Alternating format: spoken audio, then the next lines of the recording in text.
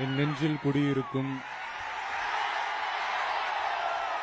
எனது அன்பான ரசிகர்களுக்கும் ரசிகைகளுக்கும் பெரியோர்களுக்கும் தாய்மார்களுக்கும் வந்திருக்கும் அத்தனை நண்பர்களுக்கும் இந்த நேரத்தில் என்னுடைய மாலை வணக்கத்தை தெரிவிச்சுக்கிறேன்.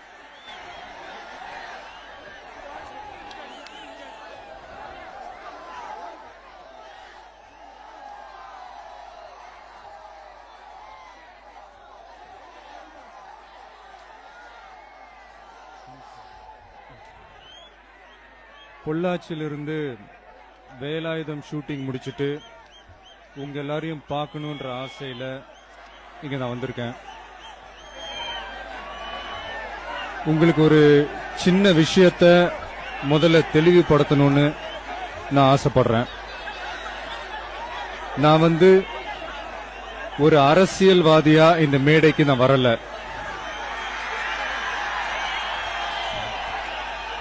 ஒரு தமிழனா தமிழ் மீனவர்களை தாக்கப்படுறதையும் கொல்லப்படுறதையும் தாங்க முடியாம அதுக்கு கண்டனம் தெரிவிக்க வந்திருக்கேன்.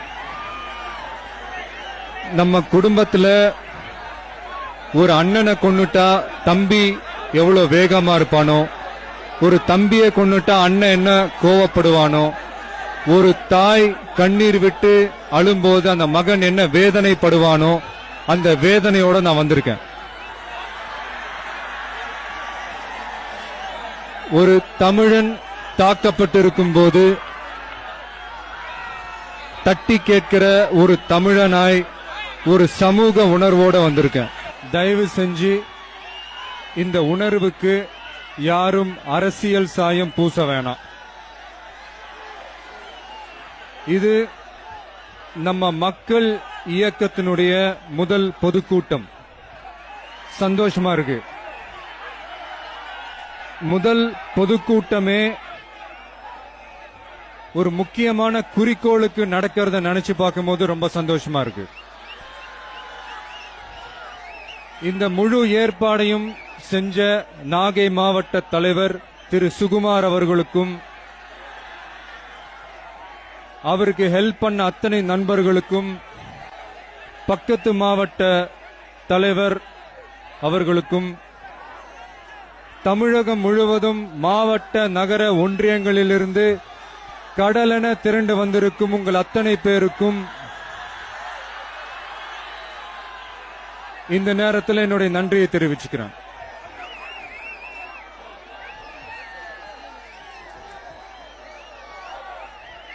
இன்னைக்கு நாகையில நம்ம நடத்துற இந்த கண்டன முழக்கம், இன்னைக்கு நாகையில நடக்கிற இந்த கண்டன முழக்கம் சென்னை கோட்டை மட்டும் இல்ல, டெல்லி கோட்டை, வாழ்ற வீடு, சாப்பிடுற சாப்பாடு எல்லாமே அந்த மீன்பிடி தொழிலை நம்பித்தான் இருக்கு.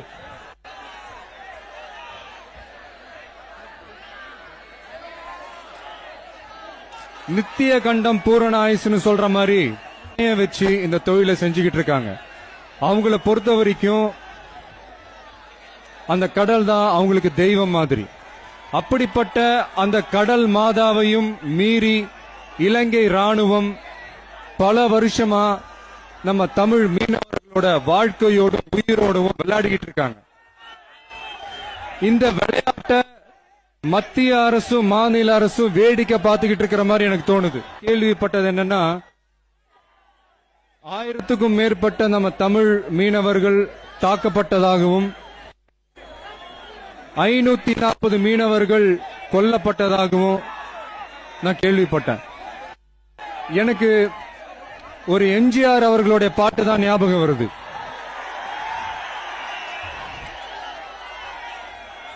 தரை மேல் பிறக்க வைத்தான், எங்களை தண்ணீரில் பிழைக்க வைத்தான். கழுத்துல கைத்த கட்டி போட்ல இழுத்துக்கிட்டு போய் கொன்னு பிணத்தை கடல்ல தூக்கி வீசி எறிஞ்சிருக்காங்க.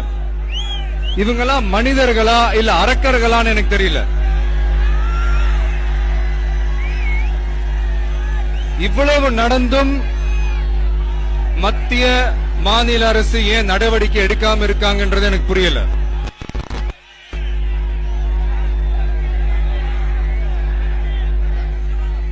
அதாவது இலங்கை ராணுவத்துக்கு நம்ம அடங்கி போறதுனால நம்மள கோழைகள்னு அர்த்தம் இல்ல. புலியை முரத்தால் அடித்து விரட்டிய புறநானூற்று தமிழச்சியின் தாய்ப்பால் குடித்து வளர்ந்த பரம்பரை. புலிக்குட்டிகள் நாங்கள். நான் அடிச்சா தாங்க மாட்டேன், 4 மாசம் தூங்க மாட்டேன், மோதிப்பாரு வீடு போய் சேர மாட்டேன். இதுதான் நடக்கும். உலக வரைபடத்துல இலங்கைன்ற ஒரு இடமே இல்லாம போயிடும்.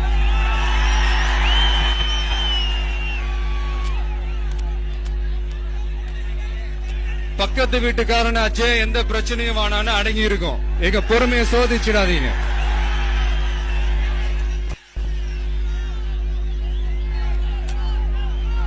அதாவது ஏதோ வந்தோம், கூட்டம் கூடணும், உணர்ச்சி வசமா பேசணும், கலைஞ்சி போனோம்னு இல்லாம இந்த மாதிரி சின்ன சின்ன செயல்கள்ல நம்ம ஈடுபடணும். அது அவசியம். நான் ஒரு சின்ன ரிக்வெஸ்ட் உங்க எல்லார்கிட்டையும் கேட்டுக்கிறேன். இது நான் முன்னாடியே சொன்னதுதான். இந்த மீனவர்களுடைய பிரச்சனையை குறித்து மாநில அரசுக்கும் மத்திய அரசுக்கும் தந்தி அனுப்புங்க. நீங்க நாளை காலையில அனுப்ப போற ஆயிரக்கணக்கான லட்சக்கணக்கான தந்திகள் பிரதம மந்திரியின் வீட்டு கதவையும் தமிழக முதல்வரின் வீட்டு கதவையும் தட்டட்டும்.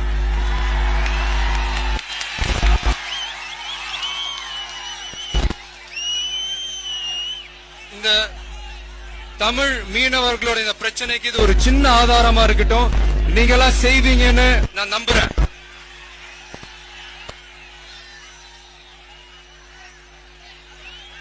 அதாவது சின்ன வயசுலயே மீனவ நண்பன் படம் பார்த்திருக்கேன். அதனால என்னமோ தெரியல உங்க எல்லாரும் எனக்கு ரொம்ப பிடிக்கும். ஒன்னே ஒண்ணு மட்டும் நான் சொல்றேன். உங்க மேல விழுற ஒவ்வொரு அடியும் என் மேல விழுற அடியா நினைச்சு உங்களுக்காக நான் போராடுவேன்.